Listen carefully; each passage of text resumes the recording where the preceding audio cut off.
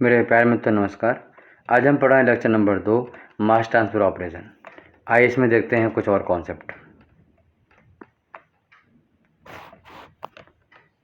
Question number 6 कह रहा है mass transfer coefficient is defined as. Mass transfer coefficient को हम किस तरीके से डिफाइन करते हैं। ठीक, जैसे आपने देखा कि this is the mass transfer rate NA और मास ट्रांसफर रेट होता है इक्वल टू होता है K.CA या फिर आपने कुछ इस तरीके देखा होगा CA2 माइनस CA1। ठीक, तो नेगेटिव आ जाएगा साइन, तो उसको ऐसे करो CA1 minus CA2। Mass transfer rate के क्या है, मास ट्रांसफर कोएफिशिएंट, ए क्या है, कंसंट्रेशन ग्रेडियंट। ठीक, CG का मतलब केमिकल ग्रुप भी होता है, बट यहाँ पर कंसंट्रेशन ग्रेडियंट है।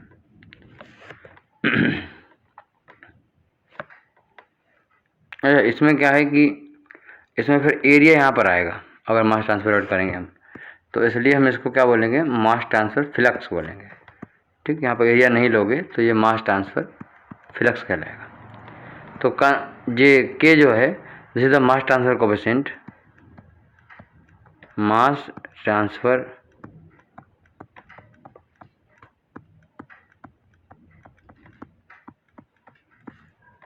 कोएफिशिएंट, ये क्या है, मास फ्लक्स यानी mass transfer flux, mass flux but a concentration, this is not a concentration gradient, it a concentration difference,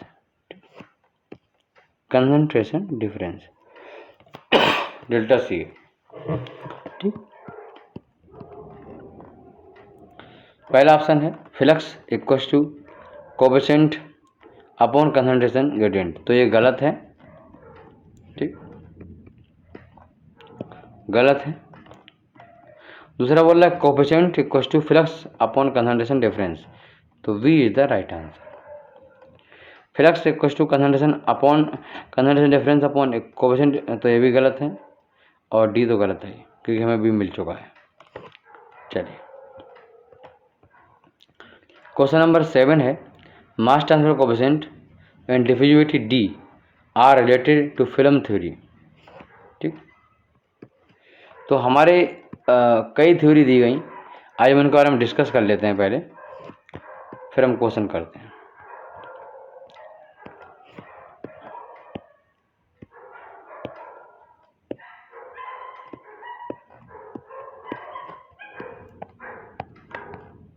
चलिए देखिएगा, हमारे पास कई ऐसी थ्योरीज हैं जिन्होंने मास ट्रांसफर कोएफिशिएंट के बारे में बताया। उन्होंने बताया कि मास ट्रांसफर कोएफिशिएंट कैसे फिल्म थिकनेस पर डिपेंड करता है, और कैसे टाइम पर डिपेंड करता है, कैसे D पर डिपेंड करता है, रिलेशन हमें बताया। तो पहला हम जो थ्योरी है उसको हम लेते हैं।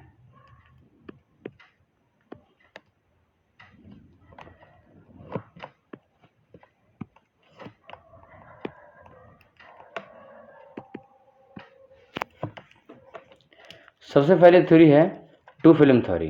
ठीक, और दूसरी थ्योरी है हिग्बी की पेनिट्रेशन थ्योरी।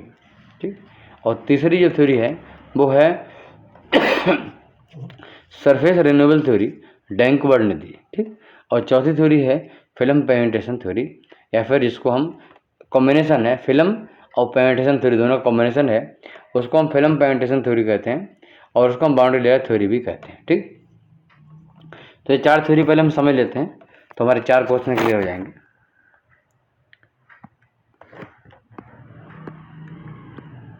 तो सबसे पहले आप डालोगे हेडिंग कौन सी, मास ट्रांसफर कोएफिशिएंट थ्योरीज।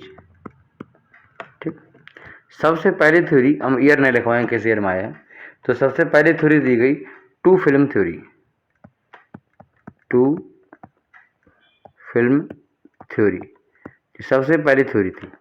इसके अकॉर्डिंग मास ट्रांसफर कोएफिशिएंट जो होता है वो डिफ्यूजिविटी DAB और लेंथ, इन दोनों का रेशियो होता है, इन दोनों का रेशियो होता है। ठीक, यहाँ पर एल होता है, फिर कुछ बुक्स में आपको डेल से दिखाते हैं। इसका मतलब होता है फिल्म थिकनेस।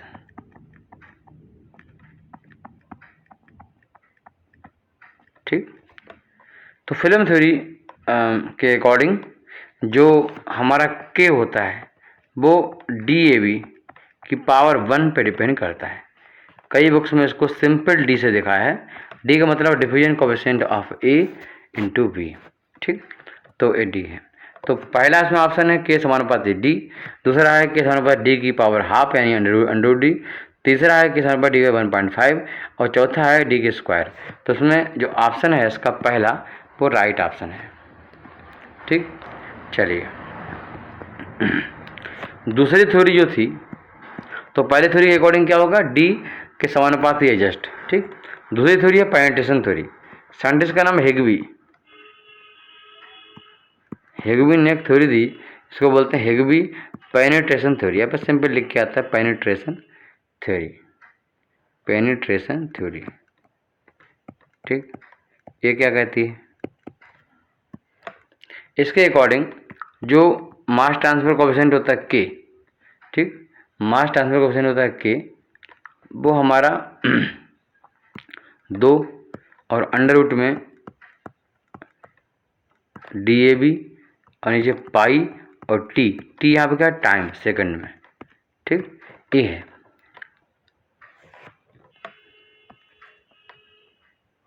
तो ये तो हो गया एवरेज। ठीक, अब एवरेज जो वैल्यू है उसका अगर आप आधा करोगे, ठीक है, तो इंस्टेंटेनियस आ जाएगा। इंस्टेंटेनियस वैल्यू कितनी, मतलब किसी भी टाइम पर के की वैल्यू कितनी, इंस्टेंटेनियस। ठीक,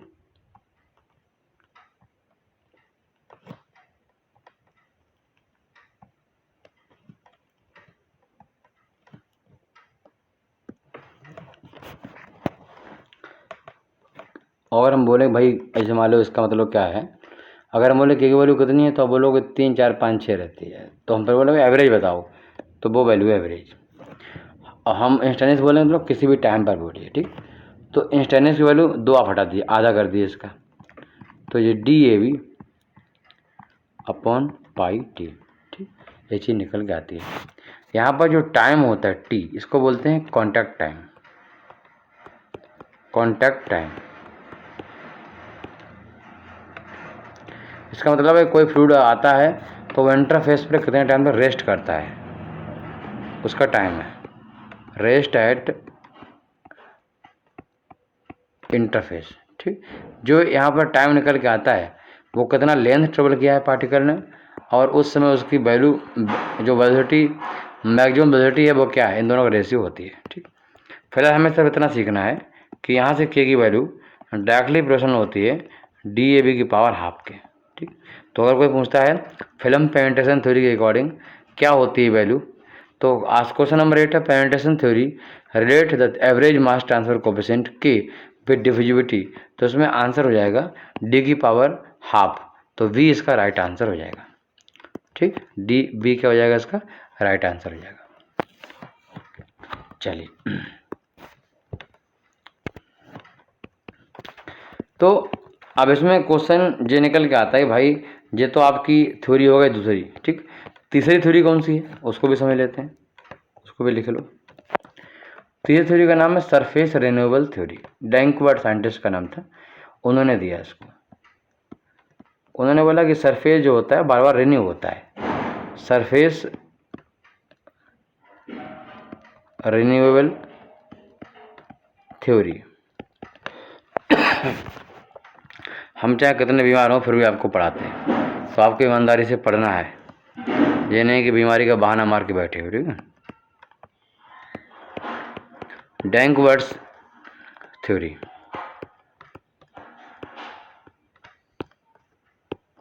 चलिए, अब ये थ्योरी क्या कहती है, ये थ्योरी भी ऐसे कुछ कहती है कि सिंपल जो क्या होता है वैल्यू एवरेज के, ठीक, ये जो होता है इस तरीके से होता है, यहाँ पर पाई नहीं नीचे मल्टीप्लाई में। जो टाइम है उसको अगर 1 अपॉन करेंगे, 1 अपॉन टाइम करें तो फ्रीक्वेंसी इसको बोल देंगे, फ्रीक्वेंसी को यहाँ पर स्मॉल एस से दिखाते हैं। ठीक, तो ओवरऑल हम यहाँ पर जो टाइम है वो कॉन्टैक्ट टाइम है, वो सर कॉन्टैक्ट टाइम है। चलो टाइम जो क्या है जैविक तरीके से कॉन्टैक्ट टाइम है, और इसका उल्टा है एस 1/T। एस क्या है 1/T। इसको बोलते हैं रिन्यूएबल फ्रीक्वेंसी। टाइम का उल्टा फ्रीक्वेंसी होती है। तो है कौन सी फ्रीक्वेंसी कि भाई 1 सेकंड में कितनी बार सरफेस रिन्यू होता है, तो this is the renewable frequency. ठीक, तो रिन्यूएबल फ्रीक्वेंसी है।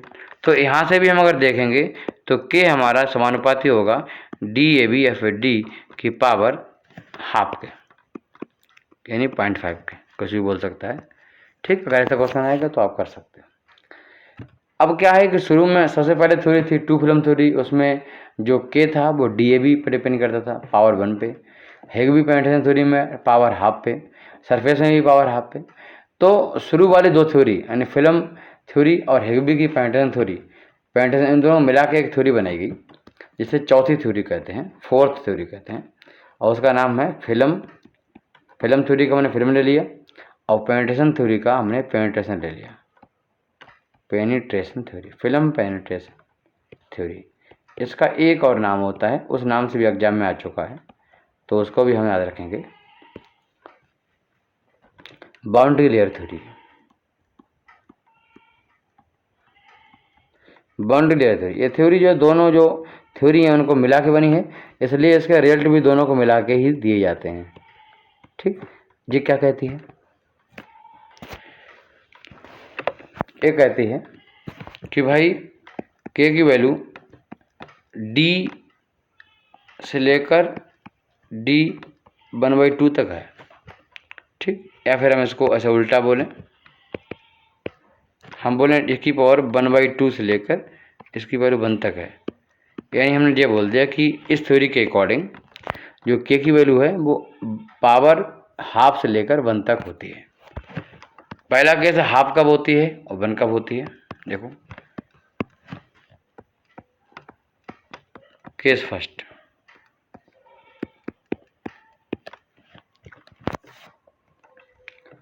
देखो अब वो जो पार्टिकल हमारे इंटरफेस पे आता है उसको टाइम मिलता है एक एक्सपोज होने का। ठीक, तो हम उसको बोलते हैं एक्सपोजर टाइम। अब वो टाइम कम है या ज़्यादा है क्या हो सकता है, तो लिखो एक्सपोजर टाइम इज लेस। अगर एक्सपोजर टाइम कम है तो उसको फिल्म थ्योरी में रखते हैं। ठीक, तो हमारा एक केस जो होता है बाउंड्री लेयर थ्योरी कन्वर्ट हो जाती है फिल्म थ्योरी में, और उसे बोलते हैं two film theory. Two film theory जो हमने बताई ना, दो थ्योरी मिलकर बनाई है, तो पहली वाली टू फिल्म थ्योरी और दूसरी हेवी पेनिट्रेशन थ्योरी। तो अगर एक्सपोजर टाइम कम है तो हम बोलते हैं टू फिल्म थ्योरी, क्योंकि टाइम कब आएगा जब टाइम ज़्यादा होगा। टाइम ज़्यादा होगा मतलब क्या होगा, पेनिट्रेशन थ्योरी होगी, और टाइम कम होगा तो क्या बोलेंगे, टू फिल्म थ्योरी। ऐसे याद कर लो। ठीक, तो यहाँ से जो के होगा वो D की पावर पर डिपेंड करेगा, डी भी बोल सकते हैं, ऐसे डिपेंड करेगा। केस 2 में ले लें, केस सेकंड ले लें।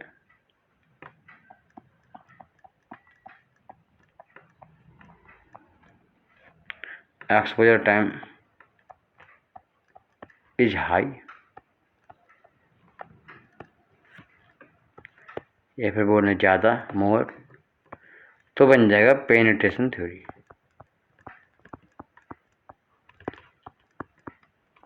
तो ऐसी कंडीशन में के D की पावर 1/2 पे डिपेंड करेगा।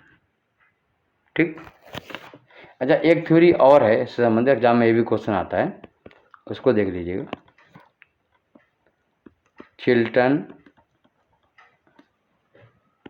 एंड कोलबर्न,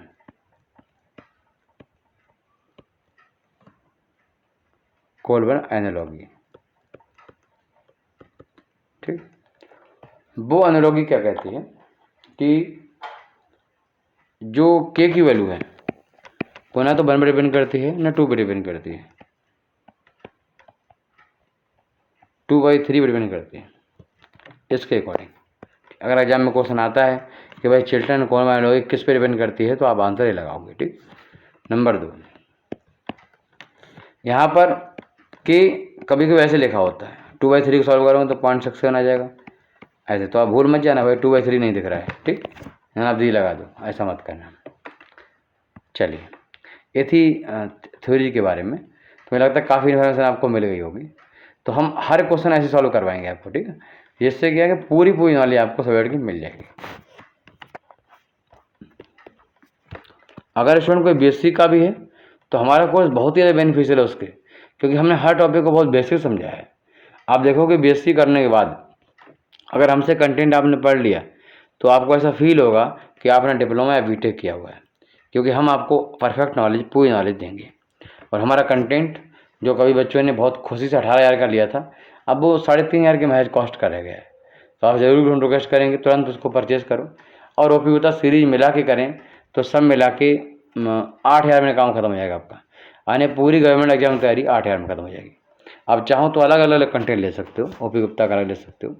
अगर आप हमारा 10 से बड़े कंटेंट लेते हो तो आपको ओपी गुप्ता हमारा लेना ही नहीं पड़ेगा, ये मेरी गारंटी है। हमने कहीं पे कुछ भी पक्षपात नहीं किया है। क्वेश्चन है, corresponding to Prandtl number in heat transfer dimensionless group in mass transfer is the, ठीक। क्वेश्चन नंबर 9 देखो, अगर हम बात करें कि भाई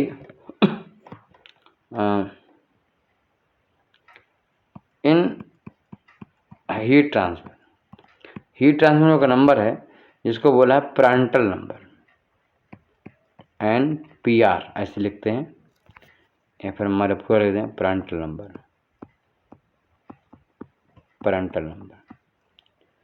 प्रांटल नंबर का मतलब होता है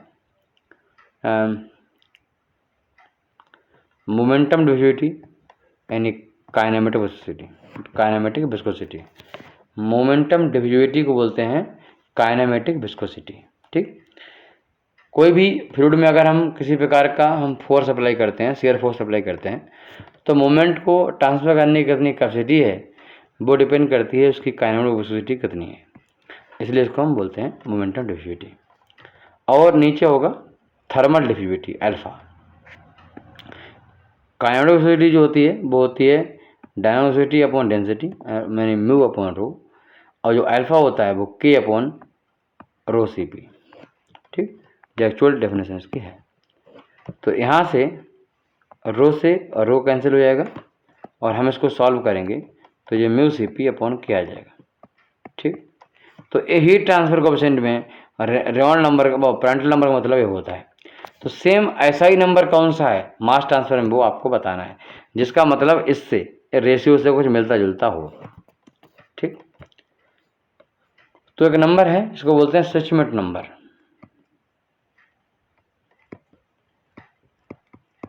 ठीक। यहाँ पर है मोमेंटम डिफ्यूजिविटी, तो वहाँ भी होती है मोमेंटम डिफ्यूजिविटी। अब यहाँ पर हीट ट्रांसफर, इसलिए हीट के बारे में कह रहा है कि थर्मल डिफ्यूजिविटी, ठीक। तो वहाँ पर क्या होगा, मास डिफ्यूजिविटी बोलते हैं DAB, ठीक, DAB। अगर हम इसको खोलें म्यू अपॉन डेंसिटी लिखें तो ये हो जाएगा म्यू अपॉन रो DAB। इनमें से किसी भी फॉर्म में क्वेश्चन डिजाइन हो सकता है। ओवरऑल 6 क्वेश्चन हैं। रेनॉल्ड्स नंबर की वैल्यू होती है इस फॉर्म में क्वेश्चन, रेनॉल्ड्स नंबर की वैल्यू होती है इस फॉर्म में क्वेश्चन, मतलब इस फॉर्म में क्वेश्चन ऐसे, ठीक। फिर सचमेट नंबर वैल्यू इस फॉर्म में क्वेश्चन, सचमेट नंबर वैल्यू इस फॉर्म में क्वेश्चन, या फिर एक जे क्वेश्चन जो आपके सामने दिख रहा है। तो ऐसे कोई भी क्वेश्चन बन सकते हैं, you can solve it very easily. Question number 10 हम देखेंगे, सचमेट नंबर इज गिवन बाई, बस आपको कुछ नहीं करना। सचमेट नंबर मेरे प्यारे आपको पता ही है, ये यहाँ पर लिखा है मैंने ऊपर, म्यू अपॉन रो DB। पहला ऑप्शन है म्यू अपॉन रो DB, बस हमें आगे नहीं बढ़ना, यही काफ़ी है। दूसरा ऑप्शन रेनॉल्ड्स प्रांटल नंबर, ये पैकेट नंबर के बारे में, इसको हटा दो। जिस सेवन पैकेट नंबर हटा दो, ये सब हटा दो, ठीक। ये इज द राइट आंसर। तो ओवरऑल आपने देखा कि ये था आज का हमारा लेक्चर। चलते चलते हम एक काम करते हैं कि आपको एक बार डायमेंशनलेस नंबर का हम बता देते हैं। चलिए,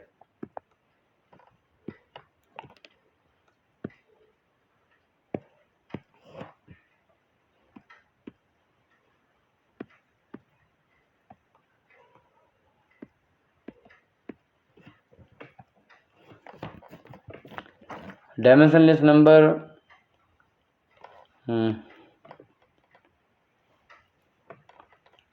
चलिए देखते हैं।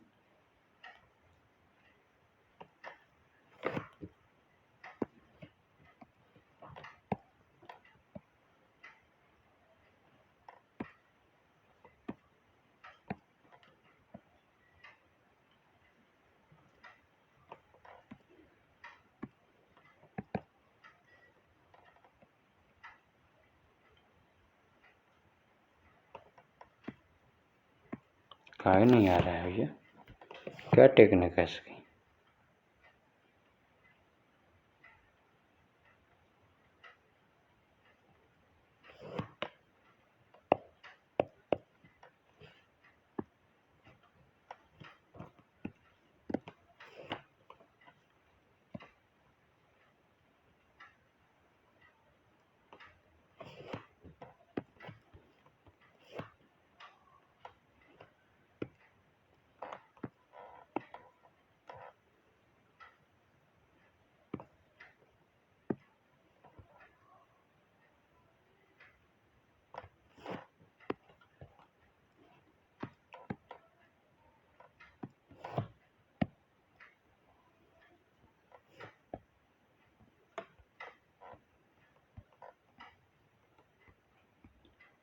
यहाँ पर सेट कर लो ऐसे।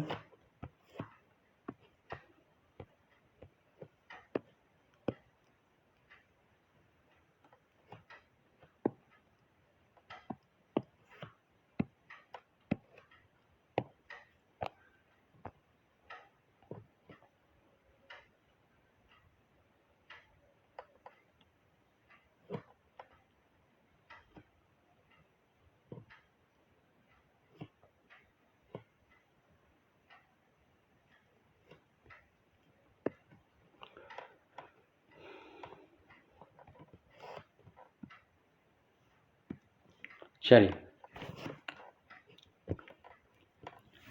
तो इधर हम लिखेंगे ऐसे डायमेंशनलेस नंबर जिनका यूज हम हीट ट्रांसफर में करते हैं, और उधर लिखेंगे जिनका डायमेंशनल नंबर जिनका यूज हम मास ट्रांसफर करते हैं, और दोनों आपस में एनालॉगस होते हैं, करस्पॉन्डेंस होते हैं। ठीक, डायमेंशनलेस नंबर, ऊपर डालो हेडिंग डायमेंशनलेस नंबर।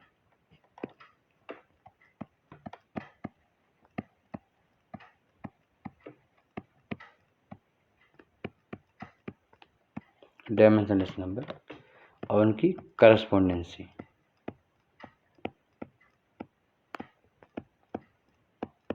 ठीक, चलिए, पहला नंबर जो कि बहुत फेमस है वो है रेनॉल्ड नंबर। ठीक, rho V D upon mu, वो नहीं बताएंगे इसमें C F O upon energy force, तो rho V D upon mu. ठीक है, formula. Reynold number mass transfer में सेम होता है, और वहाँ भी इसका मतलब rho V D upon mu होता है, जहाँ पर रो डेंसिटी होती है, बी वेलोसिटी होती है, और डी अगर कोई पाइप सर्कुलर है तो उसका डायमीटर होता है। अगर कोई पाइप ना हो के कोई प्लेट है तो वहाँ पर कैरेक्टर से लेंथ हम लेते हैं, एल होती है, और कैरेक्टर से लेंथ निकालने के तरीके होते हैं, वो आपको मैंने फुल कंटेंट में पढ़ाए हैं। तो ये पहला हमारा नंबर हो गया एच ई। ठीक, दूसरा नंबर हमारा है प्रांटल नंबर। प्रांटल नंबर, ठीक, प्रांटल नंबर अभी मैंने आपको बताया कि मोमेंटम डिफ्यूजिविटी और थर्मल लिविडिटी का रेशियो होता है। Clear, mu upon rho upon के अपॉन रो सी पी, रो से रो कैंसिल,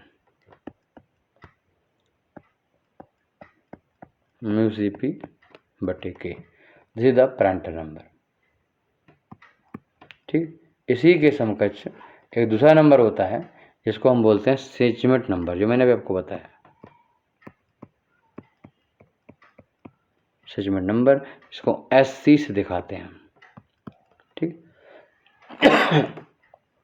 इसका मतलब होता है देखो, अगर हीट ट्रांसफर या मास ट्रांसफर हो, फ्लूइड का ट्रांसफर दोनों जगह होगा, इसलिए मोमेंटम डिफ्यूजिविटी दोनों जगह आती है। और इनको आप सॉल्व करोगे तो mu upon rho D A B ये आपके सामने आ जाएगा। ठीक, चलिए तीसरा नंबर कौन सा है? तीसरा नंबर है नसल्ट नंबर। तो आपने देखा रॉ नंबर दोनों में है, प्रांटल का एनालोगस मास ट्रांसफर में सचमेंट नंबर है, और नसल्ट नंबर तीसरा बहुत महत्वपूर्ण नंबर है, इसका मतलब होता है एच डी अपॉन के। ठीक, अगर वो सर्कुलर पाइप नहीं है तो एल आ जाएगा, एच एल अपॉन के। यहाँ पर जो के है वो थर्मल कंडक्टिविटी है, एच हीट ट्रांसफर कोएफिशिएंट है, और डी डायामीटर है किसी भी पाइप का, नॉमिनल साइज। ठीक, और नसल्ट नंबर 3 नंबर पर मास ट्रांसफर में नसल्ट नंबर के एनालोगस एक नंबर होता है, वेरी वेरी इंपॉर्टेंट नंबर है नसल्ट नंबर, इसी से एच की वैल्यू फाइंड आउट करते हैं, याद रखिएगा।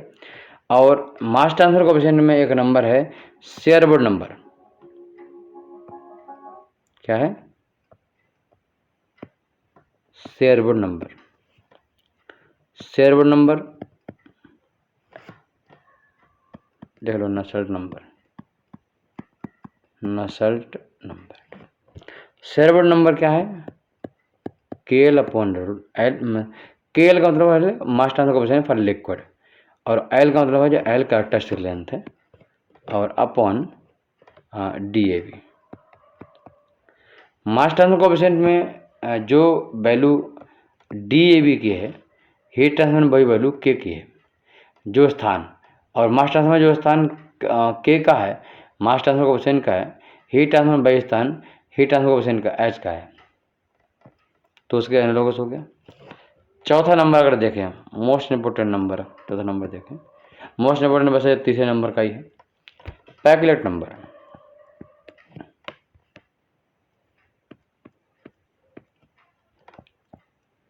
जी the packet number, packet number दोनों में होता है, बस इसको पैकेट नंबर हम बोलते हैं हीट ट्रांसफ़र का, Peclet number H P H, और वो होता है Reynold number into Prandtl number का मल्टीप्लाई। ठीक, इसको पी एच बोलते हैं। और वही पैकेट नंबर मास ट्रांसफर में उसमें भी होता है पैकेट नंबर, बस उसको हम पी एम बोलते हैं, मतलब मास ट्रांसफ़र का पैकेट नंबर। रेनॉल्ड नंबर दोनों में है, रेनॉल्ड नंबर रहेगा, और प्रांटल नंबर जगह पर सचमेंट नंबर है तो यहाँ पर सचमेंट नंबर आ जाएगा। यानी मास ट्रांसफर का जो पैकेट नंबर होता है वो रेनॉल्ड नंबर सचमेंट नंबर का मल्टीप्लिकेशन होता है। चलिए 5वां नंबर देखते हैं। फिर आता है स्टैंटन नंबर। स्टैंटन नंबर भी दोनों में होता है, स्टैंटन नंबर दोनों में होता है, उसको हम एस टी से दिखाते हैं, और हीट ट्रांसफर का है तो एच लगा देते हैं। स्टैंटन नंबर हीट का। नसल्ट नंबर जो है वो ऊपर रहता है और नीचे रहता है पैकलेट नंबर, क्योंकि हीट ट्रांसफर का स्टैंडर्ड नंबर है इसलिए पैकेट नंबर हीट ट्रांसफर का लेते हैं। अगर फुल ओपन करेंगे तो Nusselt number upon Reynold number into Prandtl number. अब वही हम मास ट्रांसफर में निकालेंगे स्टैंडर्ड नंबर तो एम लगा देंगे, नसल्ट नंबर जगह पे वहाँ पर शेयरवुड नंबर होता है, और पैकेट नंबर दोनों जगह होता ही है, बस यहाँ पर एम लगा देंगे। शेयरवुड नंबर ऐसा ही रहेगा, और Peclet number Reynold number Prandtl number था तो Reynold number into Schmidt number यहाँ पर हो जाएगा। ठीक, ये इसका मीनिंग है। 6 नंबर में देखें, अगर हम 6 में एक महत्वपूर्ण नंबर है, इसको बोलते हैं कोलबर्न फैक्टर जे। कोलबर्न जे फैक्टर, कोलबर्न जे फैक्टर। ठीक, कोलबर्न जे फैक्टर अगर हीट ट्रांसफर के लिए देखें तो उसकी वैल्यू जेडी, और स्टैंटन नंबर किसके लिए? हीट के लिए, इनटू प्रांटल नंबर की पावर 2/3। ठीक, एक कोलबर्न जे फैक्टर होता है किसके लिए? हीट ट्रांसफर के लिए। सेम कोलबर्न जे फैक्टर हम देखेंगे, इसमें चीज़ इसको एक काम करो, यहाँ पर हीट ट्रांसफर के लिए है तो इसको जे एच कर लो। ठीक, और मास ट्रांसफर के लिए जे डी होता है। ठीक, जे फैक्टर जे है बट एच लगा दिया हीट ट्रांसफर के लिए, और मास ट्रांसफर के लिए जे डी लगा दिया, जे डी हो गया। अब स्टैंडर्ड नंबर तो भैया दोनों में है तो इसलिए हमने इसको दोनों लगा दिया, बस यहाँ पर एम कर दिया। और प्रांटल नंबर जगह पे यहाँ पर सेचमेंट नंबर आ जाएगा, तो हमने वो ले लिया। अब पावर 2/3 ले लिया। ठीक, ये थे कुछ नंबर जो कि एनालॉगस रिलेशन शो करते हैं। एक नंबर एक्स्ट्रा याद कर लीजिए, मास ट्रांसफर में होता है लोइस नंबर। कौन होता है? Lewis number. और लोइस नंबर दिखाते हैं एल से, और ये Schmidt number upon Prandtl number का रिलेशन है। सेचमेंट नंबर मास ट्रांसफर है, प्रांटल नंबर हीट ट्रांसफर से है। यानी एक ऐसा नंबर है जो में हीट ट्रांसफर और मास ट्रांसफर अगर एक साथ हो रहा हो तो वहाँ पर हम इसका यूज करते हैं। हमने आपको बताया था ऐसे कई फिनोमेना हैं मास ट्रांसफर में जो एक साथ होते हैं। यहाँ पर हीट और मास दोनों साथ फ्लो होते हैं, जैसे कि ह्यूमिडिफिकेशन है ना। आप जो कूलेंट आप हैंडल करते हो तो वहाँ पर हीट और मास दोनों के साथ आप देखते हो ट्रांसफर होते हैं। ऐसे ही क्रिस्टलाइजेशन होता है तो वहाँ भी होता है। फाइनली लुईस नंबर की यूज हम ज़्यादातर उन केसेस में करते हैं जहाँ पर हीट और मास ट्रांसफर होता है बट लिक्विड और गैस इन्वॉल्व होते हैं, जैसे कि ह्यूमिडिफिकेशन और डिह्यूमिडिफिकेशन। ठीक, तो ये था हमारे लिए, और इस बात क्वेश्चन हम और आगे करेंगे। फिर मिलते हैं। नमस्कार, जय हिंद, जय भारत।